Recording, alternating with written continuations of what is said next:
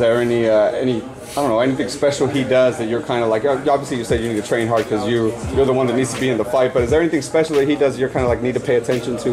No, I mean, Victor's Victor. We've both been down this road. We're both gritty veterans at this point in our career, and I know that he's coming to win. He's not coming to lose, you know. So those fights where you're coming to fight a guy that you think's going to lose, those fights have been over a long time, and I've never picked and chose those fights in my career. Everyone knows that.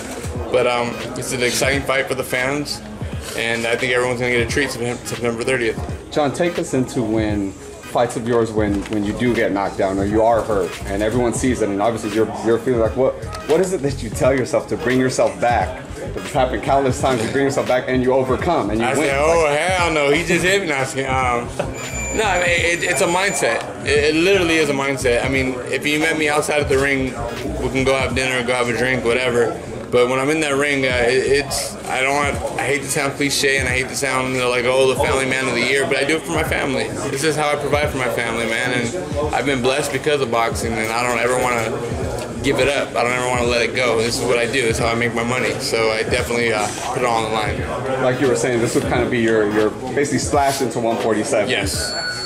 There's a lot of champions in this weight class. A lot in your management company.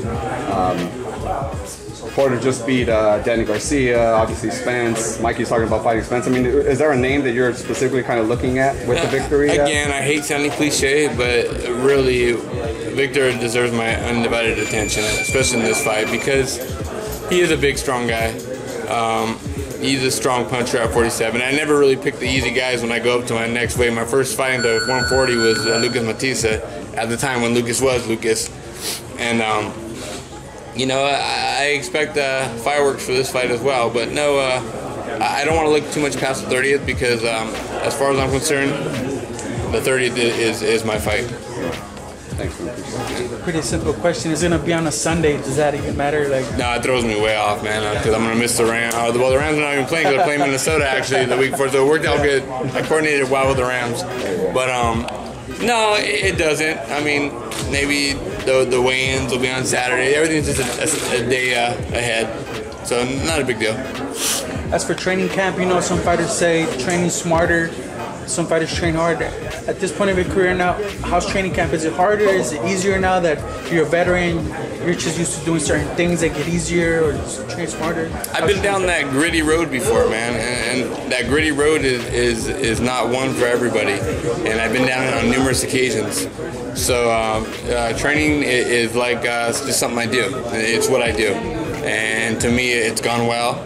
There's nothing that I hate when people say, oh, you feel ready for the fight? Well, if I had 2 more weeks, it would have been perfect. No, I'm just kidding. But really, I'm just saying that we're ready. We've done everything that we need to do to prepare, and it's still not over. I still got a hell of a weekend ahead of me, which I'm not looking forward to because I know what I got to do this weekend, which you guys, by the media, will never understand what really goes on behind closed doors to prepare to go to war for 12 rounds on the 30th. So, with that being said, I know I got ahead of me, so it's not fun. Yeah, just based off Victor Ortiz's last fight, what are his qualities now as a fighter at this point of his career? What are the quality, that one quality that you're like, okay, I gotta keep an eye on that? When Victor started this game, he was a hell of a fighter. He was it. He was the guy that was supposed to come and take Oscar's, his torch and go on and do big things, but. He's a talented fighter. He's got good ring generalship. He's got power in both hands. I got to be on my P's and Q's for that night of the fight because we're going to be throwing some bombs, and every punch is going to be thrown with bad intentions, and you'd be a fool to think that it's not. I always make this analogy that there's no easy way to knock a guy out. I don't want to just kind of knock him out where I'm not going to hurt him. Knock him out, I got to try to kill this guy, and that's what's going to happen. Yeah. I know you're focused on the test camp, but I got to ask you about the big fight this past Saturday, Canelo versus Canelo. Did you get a chance to see it? And Personally, and I hate getting all the recoil and the ridicule back and forth, but I think Canelo won the fight easily. That was just my opinion, just watching from a fan standpoint. I thought he pushed the fight. I thought he went to the lion's den. He sat there. He was comfortable. I mean, how many other fighters have ever sat in front of Triple G that can kill it like that, the way he did, and looked very comfortable doing it? I thought for sure that the right guy won, and I thought he won hands down. And I think his side, I think Abel Sanchez, listening to some of the interviews, that he's kind of accepted it as well. It was a close fight. That's not saying it wasn't a close fight. It was entertaining, but I think the right guy won that night.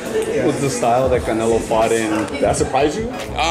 It did, because when you're fighting a guy like Triple G with that kind of power, I mean, I'm a fighter. I know one punch. We're not afraid to take the punch. We're afraid of getting stopped. Does that make sense? We're not worried about the pain of the punch, because there's pain in every punch. But to put yourself in harm's way, especially with a devastating puncher like Triple G, that showed a lot of his IQ, his reflexes, and his ring generalship is amazing.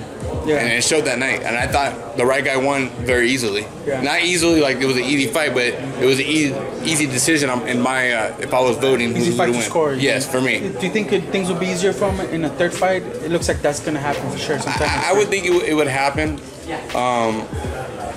I think Canelo's more of the boxing savant as opposed to Triple G. Triple G is a great fighter. I can't tell he's not a great fighter. The guy can move, he can punch, and he's done well. He has a very extensive amateur career. I think if anyone can make adjustments, I think Canelo proved that he's the guy that makes adjustments. Yeah. So with that in mind, right? What does Triple G have to? What can Triple G do in the third fight to turn the tables and get the victory? Maybe start a little earlier. I think the first half of the fight was Canelo all day, being in there, moving, doing well. And I think Triple G maybe should have started a little bit earlier. Can he start a little bit earlier? People are going to say, maybe his age is going to play a factor. Now, and then that would be like the kettle calling the pot black, right? Because I'm about the same age as Triple G. But with that being said, Triple G started boxing when he was 8. I didn't start boxing until I was 18. So I think that in there lies a difference. But I think in order for Triple G to make it a different fight, I think he has to start a little earlier. I'm not a trainer, but that's just my opinion.